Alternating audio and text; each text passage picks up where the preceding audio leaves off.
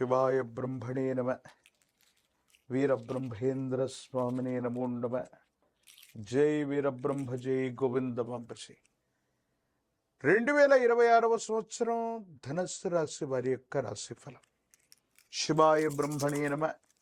వీరబ్రహ్మేంద్ర స్వామినే నమో నమ. వచ్చినటువంటి ఫలితం 4. ఖచ్చితంగా చతుర్థ స్థానంలో శని భగవానుడి యొక్క సంచారం. అర్ధాష్టమ శని ప్రభావం వల్ల మానసికమైనటువంటి సంఘర్షణలు అధికమవుతున్నటువంటి పరిస్థితిని మనం చూడొచ్చు. దైనందిన జీవితంలో ధనుసు రాశి జాతకుల యొక్క జీవన గమనంలో అర్ధాష్టమ శని వల్ల కుటుంబపరమైన అంశాలు, వ్యక్తిగతమైనటువంటి జీవితంలో కొన్ని ఇబ్బందుల్ని మనం చూడబోతున్నాం. మనసు ప్రశాంతత లేకపోవడం, కుటుంబ పరిస్థితులు కూడా సరిగ్గా లేకపోవటం, అనుకున్నటువంటి పనులు కాకపోవటం ఆలస్యం అవుతుంది. ఒక ముఖ్యమైనటువంటి విషయంలో అనుకూలవంతమైనటువంటి ఫలితం వస్తుందని ఆశించినటువంటి మీకు చిట్ట చివరి నిమిషంలో సాంకేతికపరమైనటువంటి అంశాల దృష్ట్యా మీకు రావలసిన అవకాశం, ప్రయోజనాన్ని వేరొకరు చేజిక్కించుకోవటం మానసికంగా అశాంతికి కారణమయ్యేటువంటి అంశం. ఎంతో ప్రయత్నం చేస్తున్నాం, అనునిత్యం ప్రయత్నించినప్పటికీ కూడా అనుకున్నది జరగట్లేదన్నటువంటి ఆలోచన కలుగుతూ ఉంటుంది. ఆర్థికపరమైనటువంటి అంశాల్లో కూడా ధనం రాకపోవటం, కొంతమంది వ్యక్తులతో, సన్నిహితులతో, మిత్రులతో అకారణంగా విరోధాలు ఏర్పడటం, సహకరించవలసినటువంటి వ్యక్తులతో కొంతమంది వేరొకరు చెప్పినటువంటి మాటని వారు వాస్తవం అనుకొని మనతో మిత్రత్వం కలిగినటువంటి వాళ్ళు కూడా కొన్ని విషయాల్లో అపార్థం చేసుకుంటారు. కాబట్టి మనం పొరపాటు చేయకపోయినా కొన్ని అంశాలకు సంజాయిషి ఇచ్చుకోవాల్సిన పరిస్థితి, నిరాశ నిస్పృహలకి కారణమైనటువంటి ఇలాంటి సందర్భాలు ఉన్నప్పటికీ కూడా ధనుస్సు రాశి జాతకుల యొక్క జీవన గమనంలో సానుకూలవంతమైనటువంటి ఫలితాన్ని పొందేటువంటి అవకాశం ఉంది. దాంట్లో ఎటువంటి సందేహం కూడా లేదు.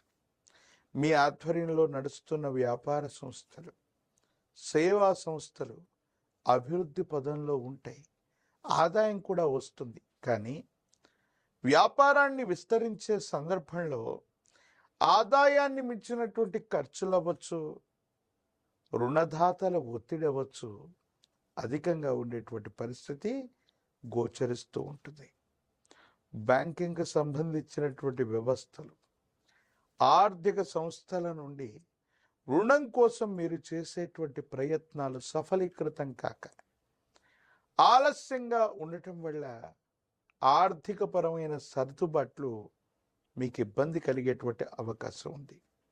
కొన్ని సందర్భాల్లో చేయని తప్పుకి, పొరపాటుకి సంజాయిషి ఇచ్చుకోవటంతో పాటుగా ఆర్థిక నష్టాలను కూడా భరించాల్సి వస్తూ ఉంటుంది. కొంతమంది అధికారుల ద్వారా లేదా కొంతమంది వ్యక్తుల ద్వారా మీ సంస్థ మీద అవ్వచ్చు, మీ వ్యాపార సంబంధమైనటువంటి అంశాల మీద ప్రభావాన్ని పొందటం, ప్రభావం పడటం, పన్నులు అవ్వచ్చు, జరిమానాలు అవ్వచ్చు, ఇవి మీకు చికాకు కలిగించేటువంటి అంశాలు. ఎందుకంటే కుటుంబ స్థానమైనటువంటి చతుర్థ స్థానంలో శని భగవానుడు అవ్వచ్చు, ఇతర స్థానంలోని రాహు సంచారం అన్నటువంటిది కొన్ని మిశ్రమమైనటువంటి ఫలితాలకి కారణమయ్యేటువంటి అంశం.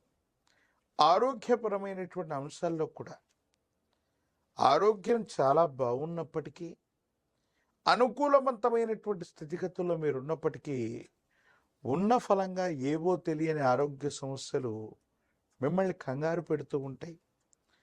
మనకు పరిస్థితులన్నీ స్తంభించిపోయి ఉన్నప్పుడు, అనుకున్నది జరగనప్పుడు మనం అనుకుంటూ ఉంటాం, ఎవరైనా తాంత్రిక ప్రయోగం చేశారేమో, లేదా ఎవరి నరధిస్తైనా మన మీద ఉందేమో, ఏ కారణంగానైనా ఇబ్బందికరమైనటువంటి స్థితిగతుల్లో ఉన్నామేమో అని మనం అనుకుంటూ ఉంటాం.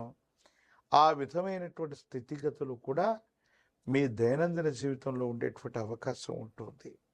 ఏది ఏమైనప్పటికీ కూడా ధనుసు రాశి జాతకులకి సంబంధించి ఇది ఒక మిశ్రమమైనటువంటి ఫలితాన్ని ఇచ్చేటువంటి సంవత్సరం.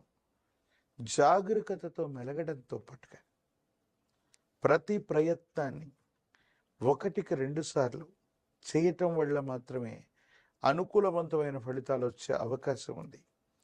రాజకీయపరమైన రంగంలో ఉన్న వాళ్ళకి ద్వితీయార్థం అనుకూలవంతంగా ఉంటుంది. విద్యార్థులు కూడా ఏకాగ్రతతో కూడినటువంటి విద్యను అభ్యసించాలి.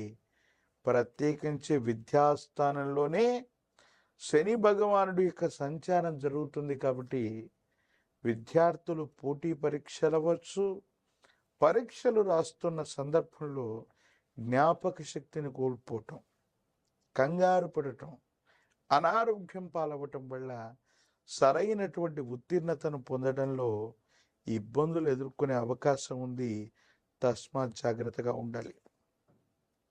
నిరుద్యోగులకి ఉద్యోగ కాలం కానీ ద్వితీయార్థం అనుకూలవంతంగా ఉంటుంది. వివాహం కానటువంటి వారికి సంవత్సర ద్వితీయార్థం అత్యంత అనుకూలవంతమైనటువంటి ఫలితాల్ని తప్పకుండా ఇచ్చే అవకాశం కనబడుతుంది. అర్ధాష్టమ శని, చతుర్థ భావంలో శని భగవానుడి యొక్క సంచార స్థితి కుటుంబపరమైనటువంటి అంశాల్లో ఇబ్బంది కలగజేస్తుంది. కాబట్టి కాలభైరవ అష్టకాన్ని అనునిత్యం చదవటం, కాలభైరవుడి యొక్క ఉపాసన చేస్తూ ఉండటం, ఒక పంచమికి రుద్రాక్షని, మహాకాలభైరవ రక్షని మెడలో ధరింప చేసుకోవటం వల్ల అర్ధాష్టమ శనిలో కూడా అద్భుతమైనటువంటి ఫలితాల్ని మనం తప్పకుండా పొందేటువంటి అవకాశం కనబడుతుంది. ప్రత్యేకించి అర్ధాష్టమ శని జరుగుతోంది కాబట్టి నువ్వుల నూనె, జమ్మి చెట్టు కొమ్మలని హవనంగా సమర్పణ చేస్తూ తాంత్రిక విధానంలో కాలభైరవ స్వామి వారిని పూజించిన, కాలభైరవ స్వామి వారికి సంబంధించిన హవనాన్ని జరిపించిన, అమావాస్య లేదా అష్టమి లాంటి తిథుల్లో కాలభైరవుణ్ణి, కాళికా అమ్మవారిని ప్రత్యేకమైనటువంటి విధి విధానాల్లో పూజిస్తూ ఉన్న అర్ధాష్టమ శనిలో కూడా అద్భుతమైన ఫలితాల్ని మీరు తప్పకుండా పొందే అవకాశం కనబడుతుంది.